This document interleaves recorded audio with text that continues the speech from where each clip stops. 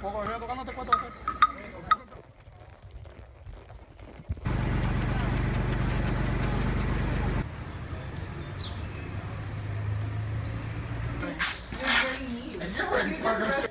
baby, you got what I need. When you say he's just a friend, when you say he's just a friend. Oh baby, you. Cuba is 90 miles off like the United States, off like Key West or whatever. Like we flew from Cuba to Tampa in like 40 minutes. But then the contrast is so stark.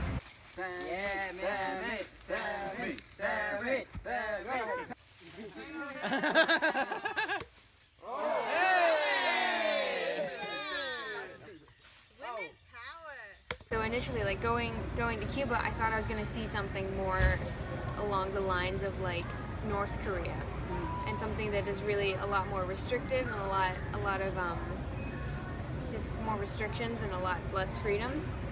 But actually going to Cuba and seeing the people and talking with them, it seemed like, you know, any other country, the people were incredibly nice. And it wasn't what I expected at all. Thank you.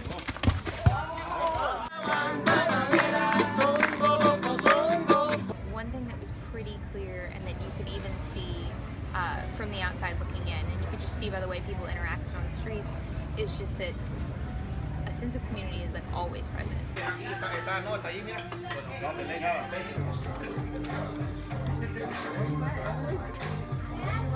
gonna do the walk, Emily. I'll do the walk backwards.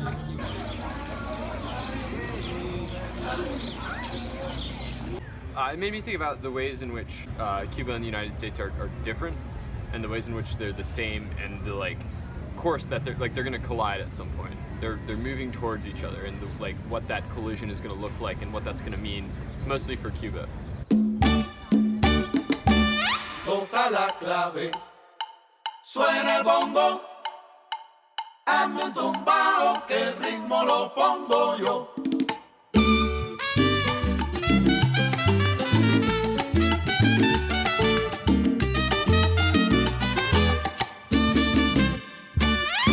Vamos a tocar soneros, toquemos de corazón, y en este bonito día vamos a hacer un rumbo. Y si del alma brota letra, armonía y sazón, son estos los ingredientes para componer un son. Oye, ya que la fiesta está buena, se juntaron los soneros, vamos a tocar un son que lo escuche el mundo entero, que no me falle la clave, mientras que rompa un tumbao y el bongón que se destaque, que no me quedo callado. Toca la clave, suena el bongo, hazme un tumbao, que lo demás lo pongo yo.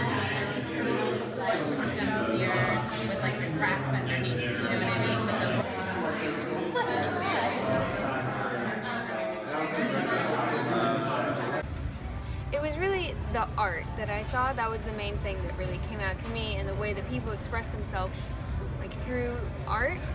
I was really surprised by, especially at first when we were in Havana, there are parts of Havana that feel very developed and very like, you know, like you're in a big metropolitan city in a lot of ways.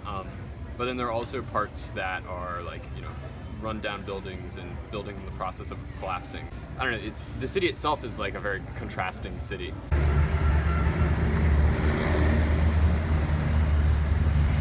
Visiting the Quaker Church was a really awesome surprise.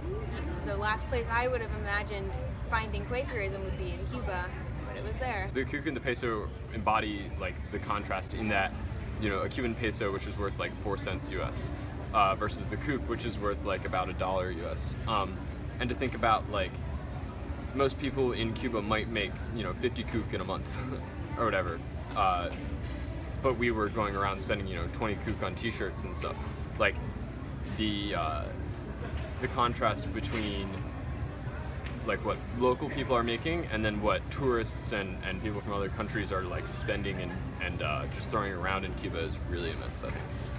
I mean, it's definitely a very different experience from where we come from, being that we have everything is so accessible for us, including like the internet and just simple amenities, you know? We take everything so much for granted and we don't really think about the things that come easily.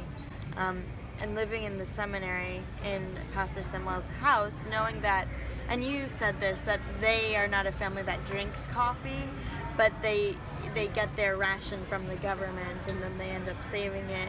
And coming from America, where we like are really into coffee and like working and getting that energy and caffeine, like all of us were like, we needed our coffee in the morning, and it, you know, we didn't run out, but there was that moment of like, all right, we need to figure out how to get more of that, since it's not like you can go and just pick up another, you know, Starbucks. I definitely, and to speak to other aspects of like community,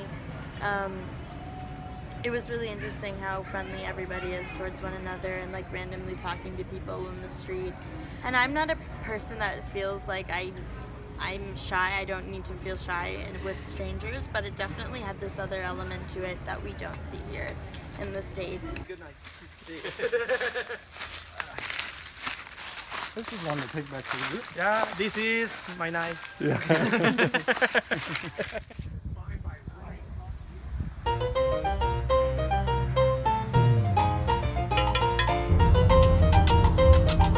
¿Y qué pasó?